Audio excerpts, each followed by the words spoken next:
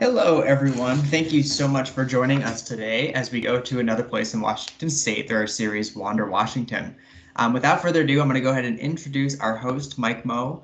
Mike is the Director of Strategic Partnerships and Tourism Development for Washington Tourism Alliance, the state tourism destination marketing organization. He is born and raised in Washington, and he's worked with the WTA since 2012 and loves sharing a vast array of experiences available in his own state. Well, without further ado, Mike, where are you taking us today? All right. Thank you so much, Jacob. My name is Mike Moe, and as always, I'm coming to you live from my basement. As you know, every other week, we visit a new destination around our amazing state to talk to local experts about what you can expect to visit. So far, we've been to Leavenworth, Bellingham, Walla Walla, Long Beach, Port Townsend, the Gorge, the Methow Valley, and Whidbey Island. If you missed one and you want to catch up, make sure to check that chat later for links to every episode. And as always, you can explore on your own on the state tourism website, experiencewa.com. That's experiencewa.com. So today, we're heading east to our state's second largest city and the place of my birth, Spokane, Washington. Now, Spokane is a city on the rise. There's been an influx of top chefs that have created a food scene that rivals even the larger cities on the West Coast. New breweries, wineries, and distilleries seem to pop up every other week, and top shelf boutiques can be found in the very walkable downtown.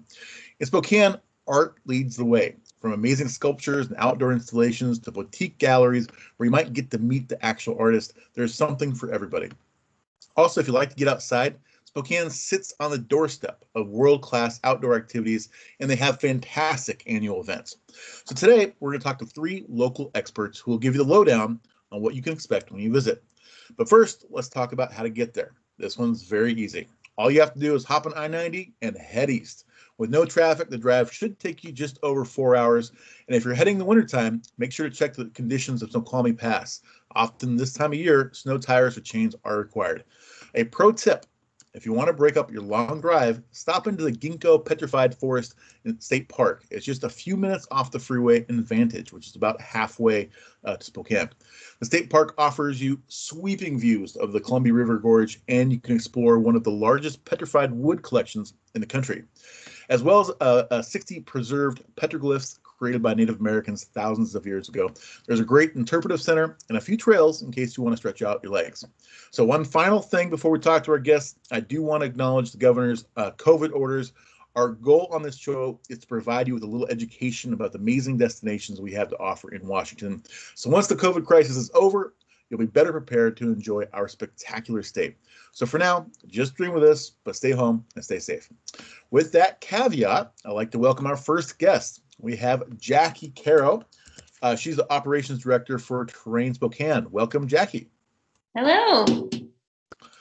Thank you so much for being with us. So the first thing I want to get to, we talked about your amazing annual events. One that's near and dear to my heart is Bloomsday. Can you tell us about Bloomsday?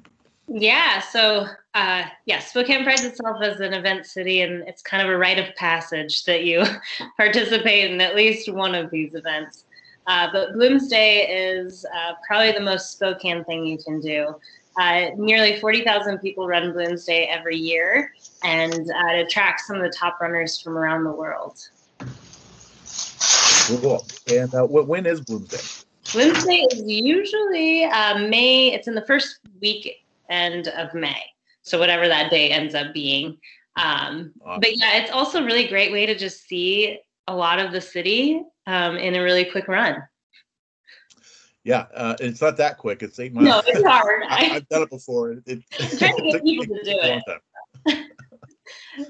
But it is an amazing run. I mean, it's so big that you need like 3 or 4 different streets to start, right? I think it's amazing. Yeah. So it all kind of starts in 3 different areas and all comes together, and then weaves around the city for about 7.6 miles, I think it is. Yeah, and people wear outfits, and it's a great time. Yeah. Now, another one of your big events is Hoop Fest. Tell us about Hoop Fest. Yeah, so Hoop Fest is the largest 3-on-3 basketball tournament on planet Earth. Over 6,000 teams participate, and 225,000 spectators participate in Hoop Fest each year. And it really does take over our entire city. So for one weekend, and it's usually the last weekend of June in normal times, it's just all basketball everywhere. And that the games actually happen on the streets. Is that right? Yeah, so it's pretty fun to have the city shut down and really focus on this one giant event. People who are from Spokane travel back to Spokane to participate. People from all over the United States come to play. And yeah, it's just in the middle of our downtown on all of our public streets. That's so cool. Yeah. Tell us about Best of Broadway. It's a unique thing for a small city, right? Yeah, West Coast Entertainment brings the Best of Broadway series to our First Interstate Center for the Arts, which is located right in downtown. So all these fun things are all like super accessible from hotels, but they bring the Best of Broadway series, so we get these amazing shows to Spokane that is unique to a city of our size, and it's easy to get tickets, and it's fun to make a night of it. That's awesome. Yeah, some of those shows that you try to get tickets in Seattle, but they're sold out in 10 minutes. It's much easier in Spokane, right? A little bit easier. A little bit easier. Fair enough. Fair enough. So tell us about the outdoor art. I talked a little bit in my intro about the amazing outdoor installations you have. Yeah, so Spokane, we have a ton of murals, and our number of murals keeps growing every day. There's a lot more murals on private buildings. We have underneath most of our train viaducts, we have murals. So it's really fun to just you could literally make a day of it, of just walking around and seeing all the different murals. And then we also have a sculpture walk, and there's a sculpture walk map that you can get. And you can explore all the different sculptures that we have in Spokane, a few iconic ones, for instance, the Big Red Wagon. If you see a picture of Spokane, you'll likely see the clock tower, the Big Red Wagon, and the pavilion. And then we also have the Garbage Goat, which I think is in a picture later on in this presentation, but it's a kind of a leftover iconic piece from Expo 74. And then you'll see, Harold Bellay's sculptures like you see in this picture. Yeah, the Garbage Goat was nightmare fuel for my childhood, so I definitely know that one. Yeah, it's a wonderful piece. And where can you get the sculpture map? We had a question there. Yeah, you can get that from Visit Spokane or from Spokane Arts website. Yeah, just go to visitspokane.com. I'm sure you can find that. Yep. All right, so and you also have a Museum of Arts and Culture there, right?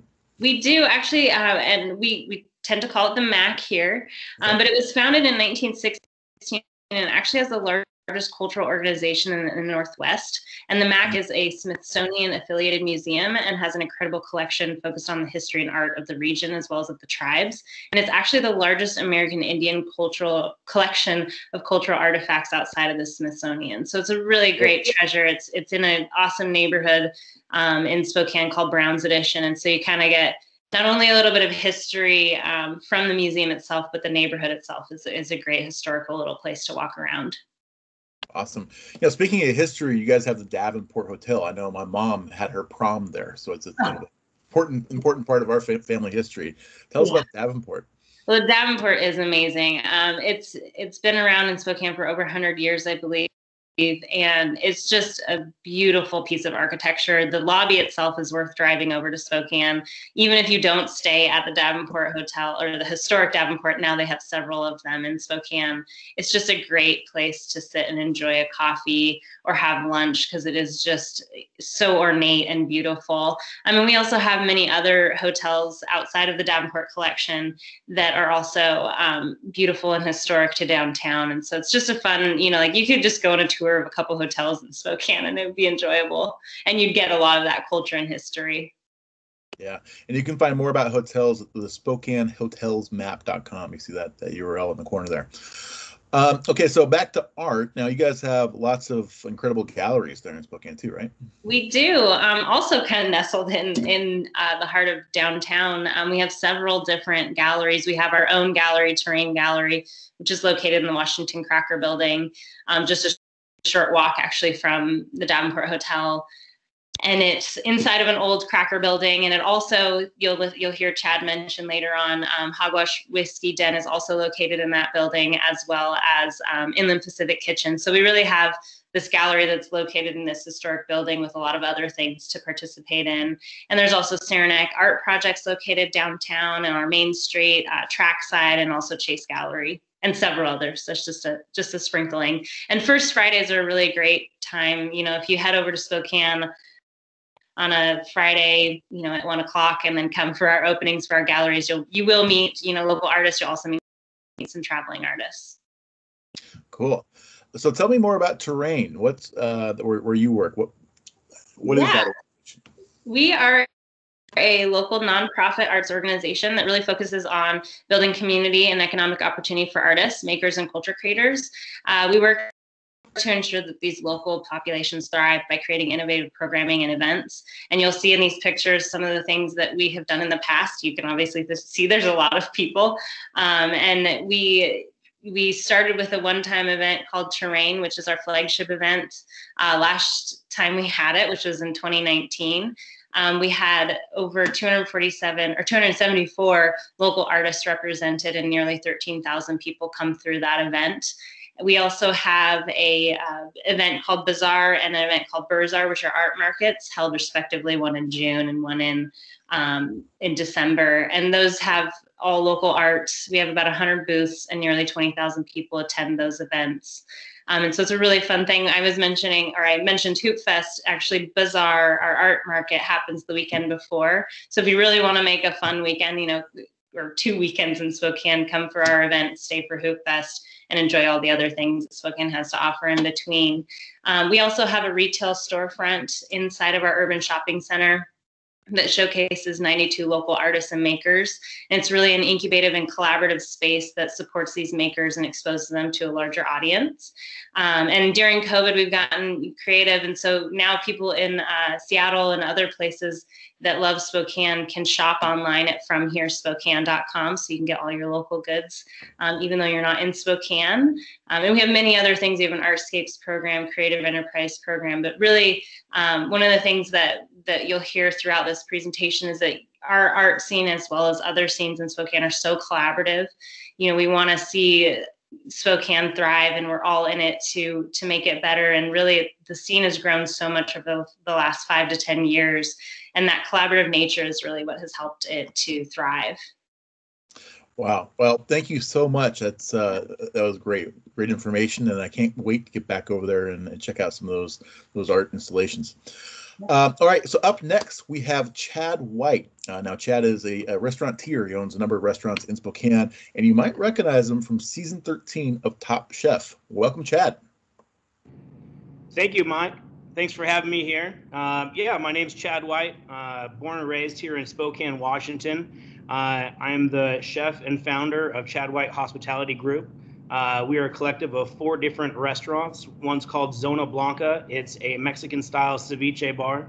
High Tide Lobster Bar. We have 2 locations. It's an East Coast delicacy that we brought here to in the Northwest. So we do Maine-style lobster rolls. And then we have TT's Old Iron Brewery and Barbecue. That is the best of all things barbecue right here in the Northwest. We take inspiration from South Carolina with our pulled pork and our sauces. We take inspiration from Texas for our brisket, and also from KC for our ribs. And then our beer is just phenomenal. We're lucky to be a part of all the great breweries that are here in Spokane. There are 35 plus breweries that we get to play with and collaborate with. We're located out in the Spokane Valley, one of the very few restaurants that is in that area of town. Thanks for having me on board. Yeah, well, this isn't fair. I haven't had lunch yet. Now I'm starving, but it looks amazing. We had a comment about your ceviche bar. Yes, please. So how did you get started in Spokane? I know that you said you were born there, and then you moved away, and then you came back. How did that whole thing go down? Yeah, so I joined the Navy on 9/11. Step back a little bit. Born and raised here, grew up in the Spokane Valley. Then joined the Navy the year after I graduated high school in 2001, and started my culinary career in the Navy. After I finished my 5 years in the Navy, I started the Hotel Del Coronado, worked underneath a great chef who had just came from Per Se, New York, underneath Thomas Keller. That's where I kind of honed my skills, if you will. Then went on to corporate hotels, later on to open up 3 of my own restaurants in San Diego before going on Top Chef and then ultimately moving back to my hometown after visiting here in 2015, where I found out the food culture here was expanding greatly, as well as the cocktail bars and whatnot. And so you came back, and which restaurant did you start first? First, we started Zona Blanca. I moved back in December of 2015 and opened Zona Blanca May of 2016. It was a tiny little dream that we had. A lot of people told me, you're kind of crazy for thinking about opening such a cultural identified restaurant. Raw fish in the inland Northwest, maybe not a good idea. But my argument was there's plenty of sushi restaurants here, so why not give it a go? I had a restaurant in Tijuana at the time, and so I put a lot of inspiration from my travels around Mexico and my time being a restaurateur in Mexico, and thought, hey, let's give it a go. And it's been beloved ever since. We've stayed true to the culture. We haven't stepped aside in any way, not even in the heat side of things. So you come there, your tongue's going to get a little bit of an exciting punch. Yeah, I love ceviche. Now you guys have a food fest called Crave, right? Tell us about that annual event. Absolutely. So Crave is put on by Todd Stebbins and Adam Hexad, local restaurateur here as well. And it is their version of a food and wine festival. It's a great program. We bring in a lot of big chefs from around different parts of the country, some from TV shows like Food Network's Iron Chef, Bravo TV's Top Chef, as well as a lot of our local talent here. It's a great way to taste all of what Spokane has to offer in one go, as well as a lot of local wineries, breweries, and cocktail bars. Now, Jackie mentioned collaboration in Spokane. I know that there's been a lot of collaboration in the food scene. Tell us about how that works. Absolutely. So collaboration, I think, is really what helps build great cultures in our area, right? We are taking two different people who maybe have different backgrounds in training, culture, experience, so on and so forth, and they come together and they create fun, exciting ways for guests to dine. When I moved back here, the first thing I did was reach out to the city's best chefs and ask, hey, can I just come in and cook with you? I'm not looking to make any money. I just want to get to know you, build a relationship, and know a little bit more about our city and the dining scene that exists here. Well, we've seen a lot of that continue to grow right here in Spokane. And that's not just happening with chefs, but it's also happening with a lot of the breweries. We have 35 plus breweries here in Spokane, and a lot of them are collaborating on all different kinds of angles. Ones are just to have a good time. Others are collaborating, two different brewers coming together to create a specific beer that helps support the community, especially right now during the pandemic. We're looking for ways for our businesses to continue to support our community. And we've only been able to do that because our community has been so supportive of us. That's awesome. I love to hear about the collaboration and really that interaction with your community that is so important, especially during COVID times. Absolutely. So you mentioned breweries. What about wineries? You guys have some amazing wineries in Spokane? Absolutely. We have Arborcrest Winery. It's located on a historical property up atop of a cliffside. It is absolutely beautiful. There's no better view in Spokane that I can think of. You have Mary Hill Winery that's right on the river that overlooks this beautiful Spokane River that runs right through the city itself. Barrister Winery, and so many more. And a lot of them are very collaborative in ways and how they support the community as well. Cool. And we actually have the owner of Arborcrest coming up, but we'll be talking about something else at that point. And then let's see. Now I know you have some cool cocktail bars. Oh my goodness, yeah. Teeny Tiki. You've got Durkin's Liquor Bar. They have an underground bar that is really, really rad. Hogwash Whiskey Den and IPK that Jackie had talked about. That's one of my favorite places. They have whiskey lockers down there, so you can purchase a bottle of whiskey and share it with your buds. Gosh, there's so many. Cease and Desist is behind a library with a secret door. Spokane is just so much fun, and a lot of these bars and restaurants are located in catacombs underneath the city or in historical buildings, and I think that's some of the charm that Spokane has not forgotten is let's turn these relics into new age fun places to hang out. Okay. Now we have somebody mentioned, don't forget the cider. One Tree and Liberty Cider Works are both in Spokane. Tell us about the cider scene. Is there a good cider scene in Spokane? Absolutely, yeah. So you have Liberty Cider Works, which, in my opinion, I think they're the best. And the reason why is they take an approach to cider as brewers take approach to beer. You have One Tree Cider. You have Trailbreaker. There's a new one, I can't think of it, that just came on board on Main Street. They're really, really cool.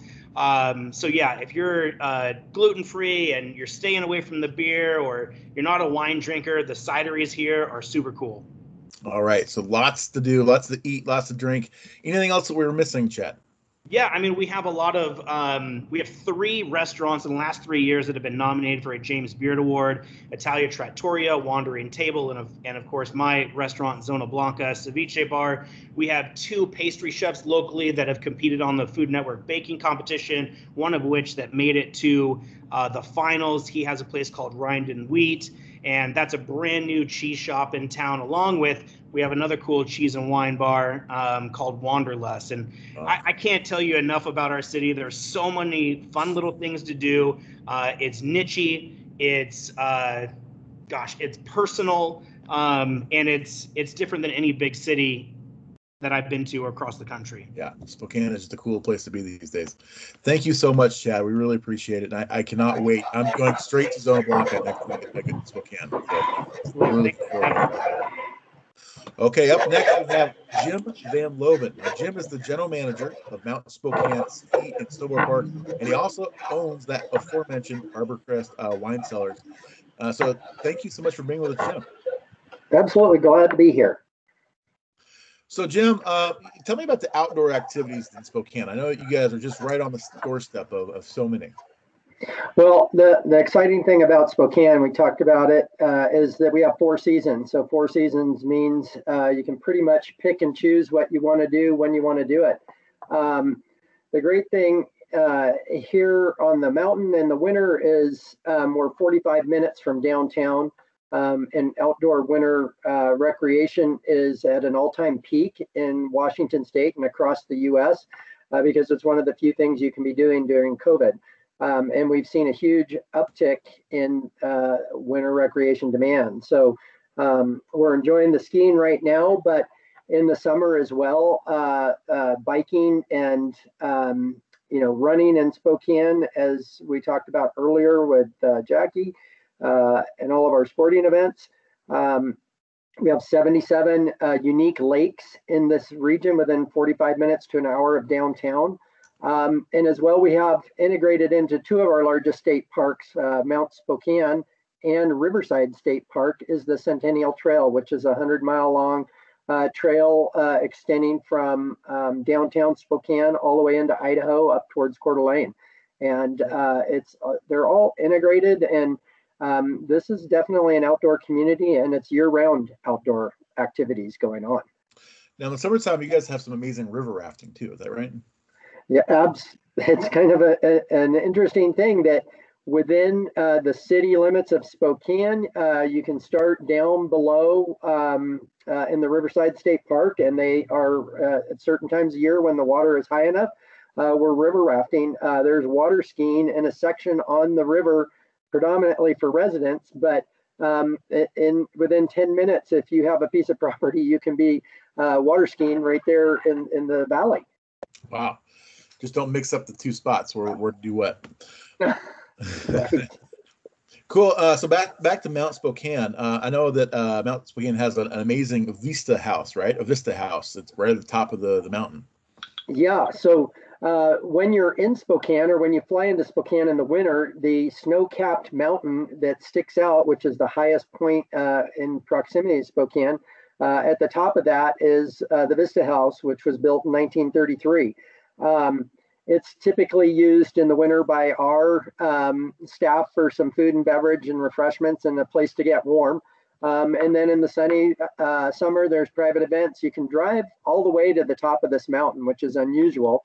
And it's a 360-degree view of all the way into Idaho to Spirit Lake, west towards Meade and Seattle, and then you can see Cheney and south to the Palouse highway there. And it's one of those spots when you're in town, it makes you realize how fortunate you are to be so close to this vista moment and overlooking the city and all the great things going on in Spokane. Well, we can see skiers going in behind you. So tell us more about Mount Spokane ski area. What are you typically known for? Yeah, so our core mission is really to take beginner skiers, first-time skiers, and make them skiers for life. We're a community-based ski resort. We're a nonprofit, which makes us fairly unique in the skiing industry, and we're inside a state park. So we're different. We're unique. I would say the majority of our skiers are intermediate and beginners, but our mountain offers some great skiing for advanced skiers as well. And we have some glade skiing, and we just opened up 187 acres of new ski area terrain 3 years ago in what we call Northwood. It took about 15 years to develop, but the skiers are getting world-class skiing experiences. Again, a rental shop is where people have some of their first experiences trying to put on snowboard boots or ski boots, and then even just trying to walk in them. And then we have 67 ski instructors this year dedicated to those first-time experiences, as well as multi-week programs. We call them one group called the Mighty Mites, which is 5 and under, and they come up for a month in a row every Saturday and typically have the same instructor, and it converts them to skiers for life, which is our ultimate goal. And I remember the Mighty Mites. Those are the little guys that are flying past you. No matter how fast you're going, they're going faster. So it's obviously a great place to learn how to ski. It's a great place to bring families. But what if you want some jumps and you want to try some tricks? Yeah, so we're so fortunate with our team and our mountain and what we can do. We have 3 separate sections, terrain park sections, and we have 6 to 8 people dedicated on a daily basis, hand grooming those courses and the terrain park facility. Some of them are actual jumps that are groomed, and you can take a run at it and get some air. And others of them are features. And I think we have over 25 features in the ground this year. And we added about 10 new ones. And again, we have 3 different sections. And that's interesting because skiers, snowboarders, and now terrain park users is another expanded group. And I think the great thing in the snow sports industry is there's tremendous growth. There's winter biking with the fat tire bikes. There's uphill skiing and snowshoeing. And this park and our facility is really home to all of those. And Nordic skiing. We have 67 miles of Nordic trails in the park itself. And so for as close as we are to a metropolitan area, it's fairly unusual. Yeah. And Mount Spokane Park is just an amazing place to go, no matter when you're in Spokane. It's just a fantastic spot. So you also have, we touched a little bit on it, but Riverfront Park. Tell us about Riverfront Park and how important it is to the downtown area. So when you come to Spokane, we've got hotels, restaurants, the breweries, wineries, and entertainment. But our outdoor activities is probably one of our undertold stories and features. Riverfront Park came about as a result of the Expo in 1974, and that's when it took the old train yard and converted it into this outdoor park, and that's been the center of Spokane for a number of years. At probably 10 or 15 years ago, there was really a transformation and metamorphosis of Spokane, and as Chad talked, the restaurant scene, the artist scene, they've all really exploded over the last few years, and we're playing catch up for the years that I don't want to say we were in the dark ages, but we definitely weren't reaching our full potential. And I think we're expanding beyond our potential right now. Riverfront Park, the center of our city, went through transformation, and the Loof Carousel. We now have the pavilion that was converted into an outdoor concert area. That'll seat 3,000 to 4,000 people. It's right on the river with the falls, which are incredible in itself, with the restaurants that are staged on the edge of the river. And the park itself hosts our Hoop Fest, hosts the Bloomsday, and it's a center part of our story and our culture of Spokane. Absolutely. And I have so many great memories of that park. Can you still take the gondolas over the river? The gondola was redone a number of years ago. Yeah, and I was going to add that when I first moved to Spokane, my nephew was in town and his coat got lost in the garbage goat. I'm telling you. So that's just a funny story. Everybody's got to see the garbage goat. We saw a picture of that garbage goat, earlier. And when I was like 3, it was the most terrifying thing I've ever seen in my life. All right. Well, anything that we were missing, Jim, for Spokane today? No, I would just say as a community, we are very collaborative, as was said by both of our other guests. But it's a very giving community too, and we rise to the occasion together. And our vision is really evolving still, but I think we're definitely community based, and that's what makes us unique. There is a personality, and it is a friendly community. Absolutely. Well, thank you so much, Jim, and thank you to all of our guests. Do we have? I'll give it a couple of seconds to see if anybody has any questions for our guests while we have them here.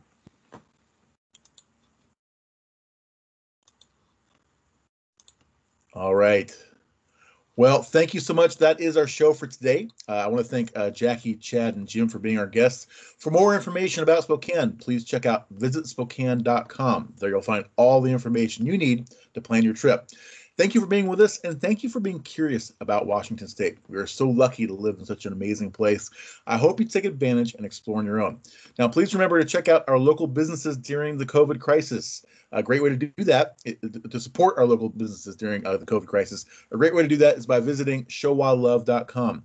There you'll find gift cards available for over 1,000 Washington businesses. Every gift card purchased is not only a gift to yourself or your loved one, but a gift to that local business, and helps make it more likely that you'll still be here when this crisis is over.